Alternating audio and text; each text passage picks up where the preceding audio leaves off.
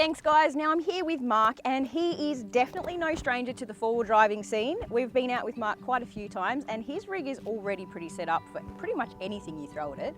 Run us through what you've got. Big bull bar at the front, underbody protections after it, lights, and then sort of the start of our communication setup. So we've got a couple of aerials on the front there. We're running the cellular aerial, which is actually for a CelFI unit. It helps us keep comms in the bush. And then we've got the UHF aerial as well. So yeah, that sort of pretty much sets up the front. Happy with the performance of the engine, but yeah, obviously we've done the snorkel. You know, we don't want to be drowning the engine. Yeah, and I can personally say that I know that you do push it. So that snorkel is definitely needed. You've got a winch down here. Yes, we have got the winch. We have used it a few times this trip. We've need to pull ourselves up a couple of sand dunes, which I think everybody has. Now, tyre-wise, what size are you running? We're actually running 35s. Up the front, we've actually got mud terrain tyres, big mud terrain tyres, so we've actually increased the size of that a little bit. Gives us a little bit more traction, especially out in the desert. A little bit of work involved in getting that right. Tough Dog actually helped us out on that one, so we've got some Tough Dog upper control arms as well in that. So, but we've also done a brake upgrade in this. So we've actually got braided lines and a full brake upgrade kit in this. Yeah. All right, well interior-wise, why don't we step around and have a look? I know you like your comforts. Oh yeah, so we've obviously got the brake controller for the trailers. We've got basically a gauge which is telling us all of our temperatures. We're changing our driving style constantly by watching those transmission temperatures, lifesaver out in the bush. So we've got that set up, that's running all the time. We run our phone charger, but we actually run the navigation apps on the phone, as well as our HEMA HX2. And HEMA actually gave us that one to try out. They said, you know, we've got this system, so take it out bush and see what you think. So, yep. So we've got the XRS Connect in there, which you know, we've been running that one for a while, and it's great. Favourite part of that actually is the magnetic mount. So and the playback feature. Yeah, that is yeah. Especially when you're out here, we've got so many cars, so much happening in the convoy, so many things you're concentrating on. Countless times I've been missing things, and yeah, straight away on that replay feature, and you're back with it. So.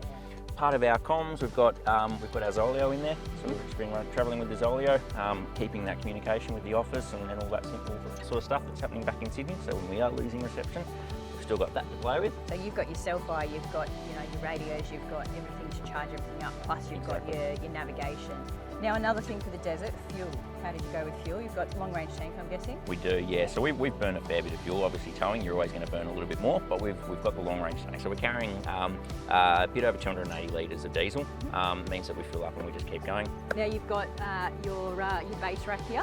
Yeah, that rack we can use for so many different things, and we can chop and change it really, really quickly on how we actually want to use the car and what sort of trip we're going on. Obviously we've got the Maxxis recovery boards, which again, they've been off a few times and have been used all, you know, with everyone's cars, not just ours. So share that sort of stuff around. And then on the other side, we've got the big, the brand new 180-degree awning from Toy Tough. So yeah, very handy having a good roof rack up there. Yeah. In the back here, you are set up to be able to be completely off-grid and do your own thing. We are. Quite like the back of this. So talk us through here. We've got the recovery kit in there. One of the things about it was the fact that I take my dogs everywhere with me. I got 2 pups and they need somewhere to stay when we're out bush. So we've got a big open space, which means we needed to create a bit of a custom drawer setup. So we got a drawer setup done, which still gives us space for the drawer, which we've filling with our service kits and some extra recovery bits and pieces and parts and all that sort of stuff. We've got a table above that, comes in very handy. We've got tie down points on top of the drawer system. One of my favourite parts is actually the fridge. Part of that being able to just go exploring without the camper trailer. And then we've got lots of little things hidden in there. So we've got a lithium battery set up in there, we've got a DC to DC charger set up in there, we've got a big compressor set up in there. And the little luxuries, one of my favourite parts of the Coal car is this little light. And I know it's only a little thing, but geez, it makes a difference. We've also got solar connection for there. It's a little bit hidden in there, but we've got that capability.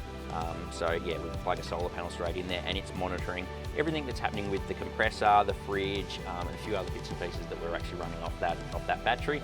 Keeps an eye on everything, making sure that nothing turns off when we don't want it to. So we've got tow bar. In this case, we're running a DO35, an off-road hitch. We've got an Anderson plug. Otherwise, we've got the safety chains. We've got a breakaway system. We're running a rear bar on this. A couple of reasons we needed to run the rear bar. One, because we actually have to put the tyre on the back. Plus, it gives us a little bit of extra protection, gives us some jacking points and all that sort of stuff. And if you have a closer look, there's already a few scuff marks on that rear bar. So I think that one was money well spent. You were driving? Probably. Yeah. Fair enough.